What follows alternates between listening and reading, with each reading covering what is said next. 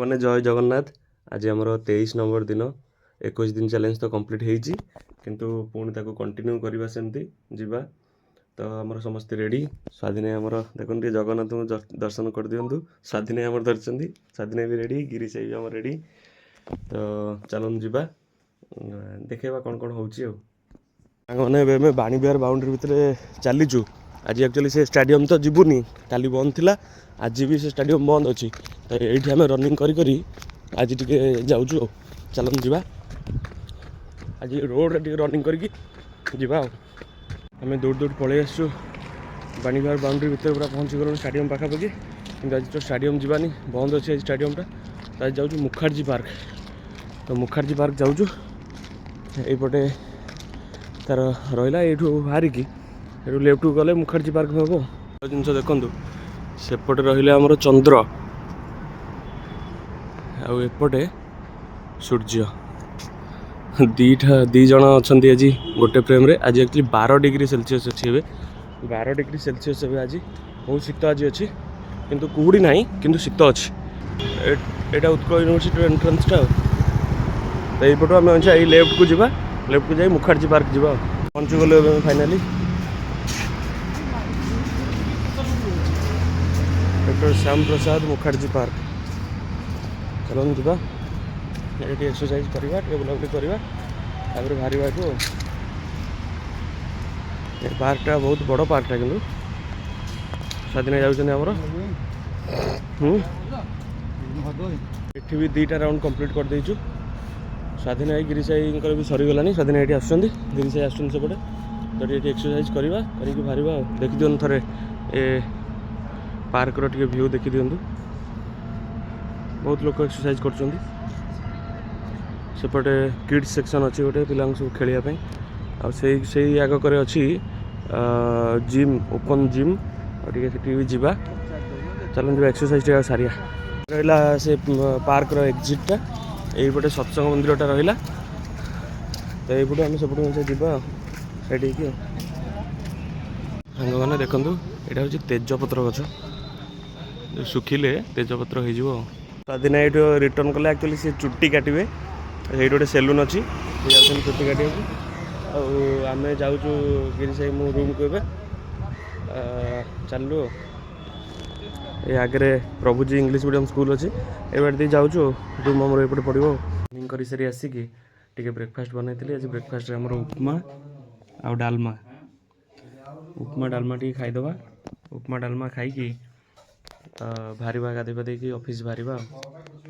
ସାଙ୍ଗମାନେ ଏବେ ମୁଁ ଅଫିସ୍ରୁ ରିଟର୍ନ କଲି। ସକାଳେ ଭିଡ଼ିଓ ବନେଇଥିଲି, ଆଉ ବନେଇନି ଭିଡ଼ିଓ। ଆଜି ଆକ୍ଚୁଆଲି ବହୁତ ବିଜି ରହିଗଲି, ଗୁଡ଼ାଏ କାମ ଥିଲା, ସବୁ ସାରିଲି, ସେଥିପାଇଁ ଆଉ କିଛି ଭିଡ଼ିଓ ବନେଇନି। ଏବେ ଜଷ୍ଟ ରୁମ୍ରେ ଆସି ପହଞ୍ଚି, ଆଉ ସେଦିନ ଯେଉଁ ଆଣିଥିଲି ହାଟରୁ ଯେଉଁ ଲଙ୍କା, ତାକୁ ଟିକେ ଆଜି ଲଙ୍କା ଚପ୍ ବନେଇବା ବୋଲି ଭାବିଲି। ତ ବେସନ ନଥିଲା, ତ ସେଥିପାଇଁ ଜିଓ ମାର୍ଟରୁ ବେସନ ଗୋଟେ ଅର୍ଡ଼ର କରିଛି। ଏଇଟା 500 ଗ୍ରାମ ବେସନ, ଆଉ ସୁଜି ତ ପ୍ରାୟ ଆମର ଉପମା ହେଇଯାଉଛି, ସେଥିଲାଗି ସୁଜି ଗୋଟେ ପୁଣି ହାଫ୍ କେଜି ଅର୍ଡ଼ର କରିଛି। ଆଉ ଏଇଟା ଚକୋଲେଟ୍ କିଛି ଅର୍ଡ଼ର କରିଛି। ଆଉ ଏଇଟା ଗୋଟେ ଦେଖିଲି ହିଙ୍ଗୁ ଯେଉଁଟା ଆମେ କୁହନ୍ତି, ତ ସେଇ ହିଙ୍ଗୁଟା ଗୋଟେ ଅର୍ଡ଼ର କରିଛି। ଆଉ ଏଇଟା ଗୋଟେ ପିଆଜ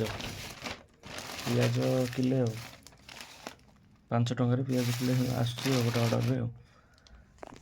ଚାଲନ୍ତୁ ଆଜି ଟିକେ ଲଙ୍କା ଚପ୍ ବନେଇବା, ଲଙ୍କା ଚପ୍ ବନେଇ ଖାଇବା ଆଉ। ଲଙ୍କା ଚପ୍ ପାଇଁ ସବୁ ଲଙ୍କା ଗୁଡ଼ାକ ନେଇ ଆସିଛି। ଏବେ ଆକୁ କାଟିକି 2 ଫାଡ଼ କରିଦେବା। ଏଗୁଡ଼ା ସବୁ ଲଙ୍କା ଗୁଡ଼ାକୁ 2 ଫାଡ଼ ଲେଖା କରିଦେଇଛି। ତା ଭିତରେ ଯେଉଁ ମଞ୍ଜି ଗୁଡ଼ା ଥିଲା, ସେ ମଞ୍ଜି ଗୁଡ଼ା ସବୁ କାଢ଼ି ଦେଇଛି। ଆଉ ଯିବା ଏଇଟା ବନେଇବା ଆଉ। ଆକ୍ଚୁଆଲି ମୁଁ ଲଙ୍କା ଚପ୍ କେବେ ବି ବନେଇନି, ଆଜି ଫାର୍ଷ୍ଟ ଟାଇମ୍ ପାଇଁ ବନାଉଛି। ଆକ୍ଚୁଆଲି କ'ଣ, ସେ ତ ବେସନ ହେବ, ପଡ଼ିବ, ଏଇ ତ ଏଇଆ ଭାବିକି କରିଦେଇଛି ଆଉ। ଦେଖିବା କେମିତି କ'ଣ ଲାଗୁଛି ଆଉ।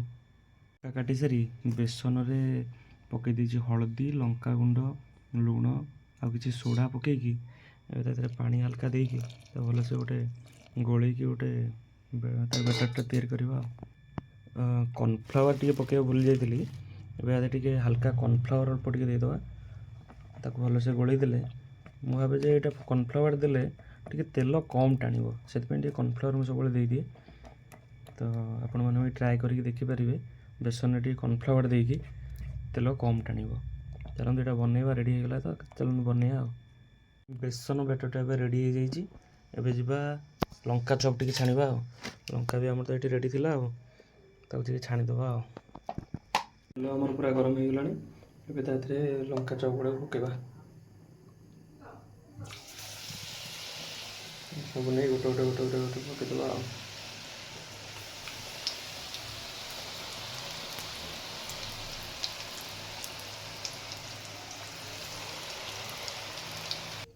ଲଙ୍କା ଚପ୍ ଏଇଟା ରେଡ଼ି ହେଇଗଲା।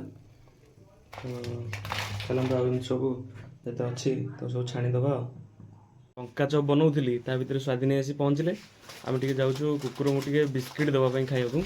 ଏଇ ସ୍ୱାଦିନୀ ବାହାର କଲେ ବିସ୍କିଟ୍, ଆମେ ଯାଉଛୁ କୁକୁରଙ୍କୁ ବିସ୍କିଟ୍ ଦେଇ ଆସିବା। ତାପରେ ଲଙ୍କା ଚପ୍ ଯେଉଁ ଛାଣିଛି ତାକୁ ଖାଇବା ଆଉ। ଆସିଗଲୁ ଆମେ, ପୁରା ପଛରେ ଗୋଡ଼େଇଲେଣି ଆସିକି। ଆମେ ଟିକେ ଦେଇଦେବା ଖାଇବାକୁ। ଏଇ କାନପତା ଭାଇ ଦେଖନ୍ତୁ, ଆମର ଥରେ ନଥାଏ, ଆମେ ଫେରିକି ଯାଉ, କିନ୍ତୁ ଆଜି ଫେରିବାକୁ ପଡ଼ିବନି ଆଉ। ଦେଇଦେବା ଟିକେ। 3ଟା କୁକୁର ଏଇଠି ଅଛନ୍ତି, ସ୍ୱାଦିନୀ ଦେଉଛନ୍ତି ତାଙ୍କୁ ବିସ୍କିଟ୍।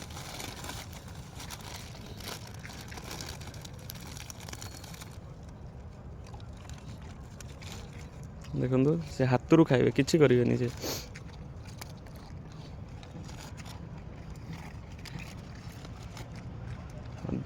ଆଗ ଦେଇଦେବା ଟିକେ ଖାଇବାକୁ, ତାପରେ ଯିବା ଆମେ ଆଉ।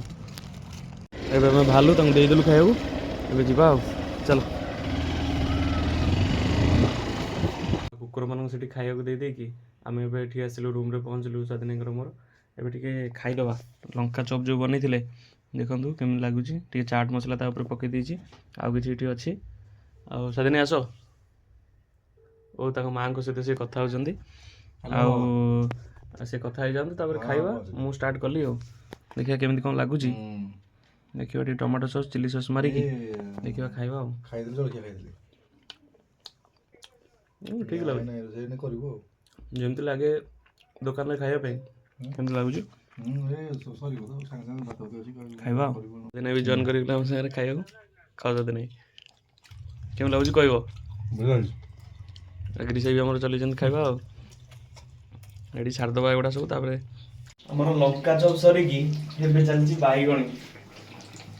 ତ ଇଏ ବେସନ କିଛି ବଳିଥିଲା, ଆଉ ସେଇଥିଲାଗି ବାଇଗଣୀ ଏବେ ଚାଲିଛି ଆଉ। ଲଙ୍କା ଚପ୍ ଖାଇସାରିଲୁଣି। ଉପମା ସକାଳର ଥିଲା, ଯେଉଁ ସକାଳର ଉପମା ବି ଅଛି, ସ୍ୱାଦିନୀ ଖାଉଛନ୍ତି। ଆଉ ବାଇଗଣ ଦୁଇଟା ବନାଉଛୁ ଆଉ। ବନେଇଦେବା ଖାଇବା ଆଉ। ଏବେ ବେସନ ଆହୁରି ବଳିଛି, ଏବେ ପୁଣି ପକୁଡ଼ି ହେବ। ପିଆଜ ପଡ଼ିକି ଖାଲି ପକୁଡ଼ି ଟିକେ ବନେଇବା। ଫାଇନାଲି ଆମର ପକୁଡ଼ି ରେଡ଼ି ହେଇଗଲା। ଏବେ ପକୁଡ଼ି ଟିକେ ଖାଇଦେବା ଆଉ। ଫାଇନାଲି ଖିଆପିଆ ଶେଷ ହେଇଗଲା। ଆସିଛି ଟିକେ ବଜ୍ରାସନରେ ବସିଗଲି, 5-10 ମିନିଟ୍ ବସିବି, ତାପରେ ଶୋଇପଡ଼ିବା ଆଉ। ପୁଣି କାଲି ଦେଖା ହେବ ଗୋଟେ ନୂଆ ଭିଡ଼ିଓରେ। ରହୁଛି, ଜୟ ଜଗନ୍ନାଥ।